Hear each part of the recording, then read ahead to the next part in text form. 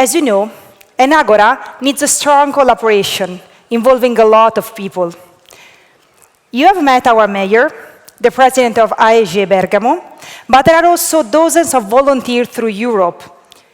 During the last year, the core team had the pleasure to deal with the committee director in representation of AEGEE-Europe. That's why I want to welcome on stage Aleksandra Kluczka, president of AEGEE-Europe.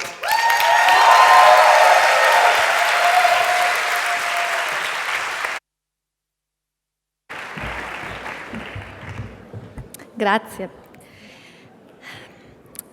Egregi ospiti e cari membri, è un vero piacere per me essere qui con voi oggi nella meravigliosa città di Bergamo.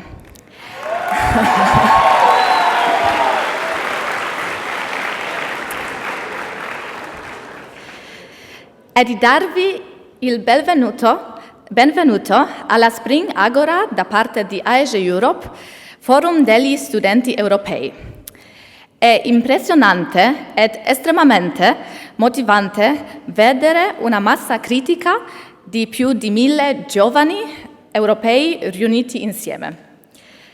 Volevo ringraziare di cuore tutto il team di AEGEE-Bergamo per il loro straordinario lavoro e aver fatto sì che questo evento potesse aver luogo.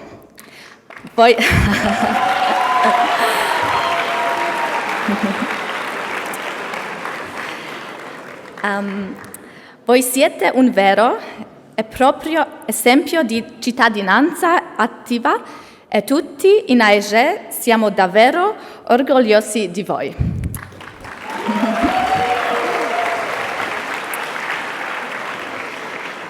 Thank you very much to all the non-Italian native speakers such as myself. I would like to say that I'm extremely happy to see so many young people gathered here, so many young Europeans, so many important people from the municipality of Bergamo, from the University of Bergamo, AEGEE-Bergamo, their families, their supporters. It feels a precious moment to see how, after such a long time of preparations, so much commitment, this Agora is happening. I would like to thank wholeheartedly to the team of AEGEE-Bergamo for their wonderful work, you're a true example to the rest of us in AEGEE. Your commitment, in so many cases, putting your life on hold is truly, truly unique. And I think you really are a proof of the value of volunteering, of the value of doing something for a community, the value of active citizenship. And I really want to thank you for that. And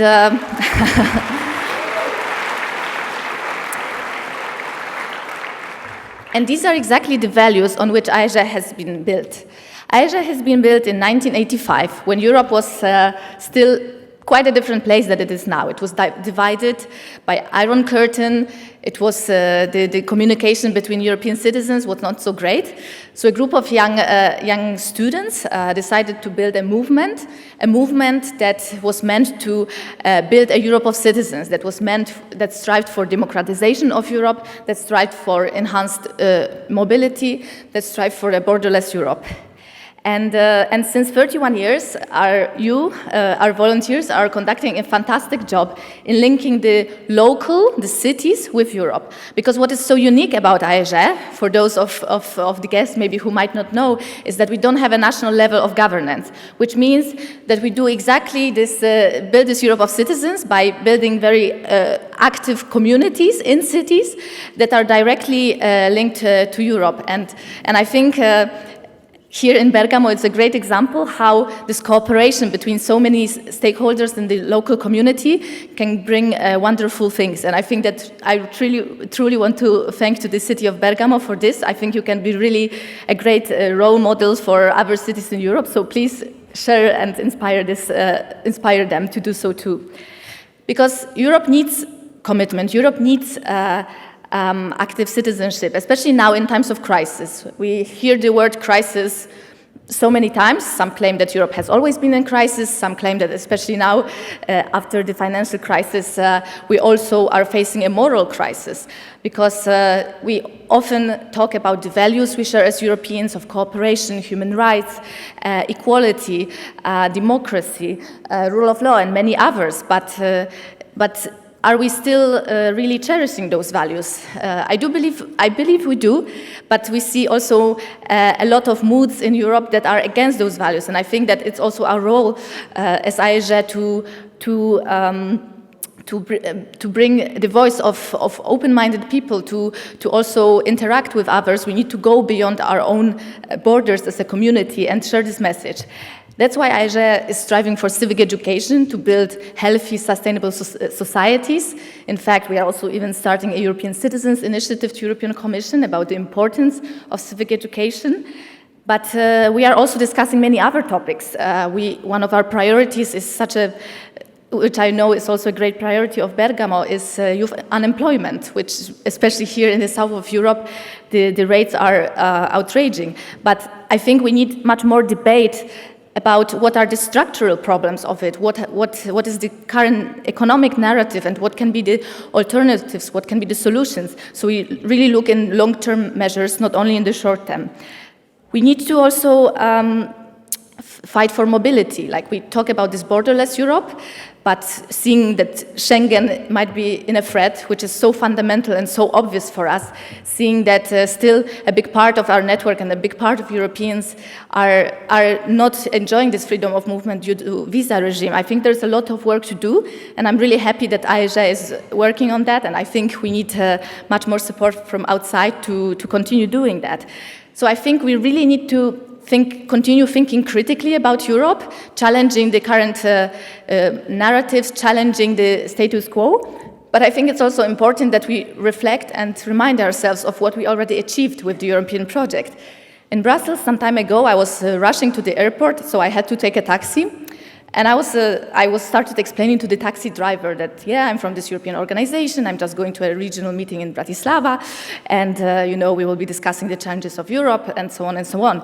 And he started giving me probably one of the best motivational speeches I ever heard, saying how Europeans take for granted and do not fully value like the peace we have, the cooperation we have, this prosperity. Well, prosperity can be doubtful in certain areas, but still that with cooperation we mean much more, and we will be achieving much more. And the fact is that he was coming from Rwanda, which obviously also puts things into a perspective. It reminds us of what we already achieved, which doesn't mean that we should not strive for going a step beyond and striving for an even better Europe. In fact, I think we should be doing that. And I think this meeting in Bergamo here with over 1,000 young people, I think it's fantastic. Exactly at the same time, in Strasbourg, there's happening a European youth event that is gathering 5,000 young people from all over Europe, from, I think, hundreds of organizations. So I think it's absolutely fantastic that only one organization, AEGEE-Europe, managed to gather over 1,000 active people here. I think it's a strong message and a strong sign of the strength of our network. So really, let's use this momentum we have here, because we are gathered here with so much diversity, so much ideas, so many things that we can contribute to.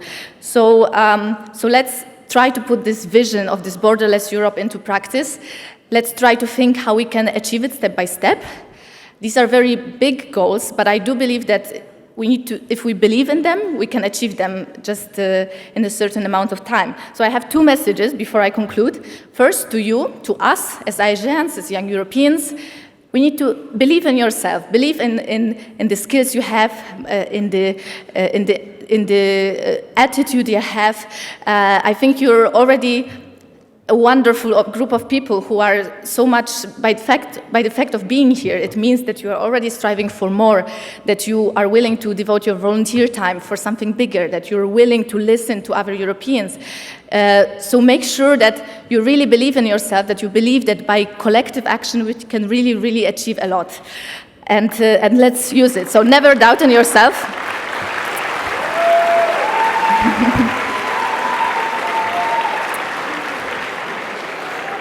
And my second message is to the decision makers. We have some here from Bergamo, so it's actually usually when I'm giving these speeches, I am more critical. Like here, by giving such a great example to us, I can only thank you for this commitment you do, for trusting young people, for making young people a priority in your city. So my message is to you: spread the word, talk with other municipalities, with other regions, maybe with other European regions, and tell them to take sometimes the high road, the a bit more risky road, to listen to young people, to include them in the decision making, because only through this intergenerational dialogue, only through diversity, we can really reach out the best solutions.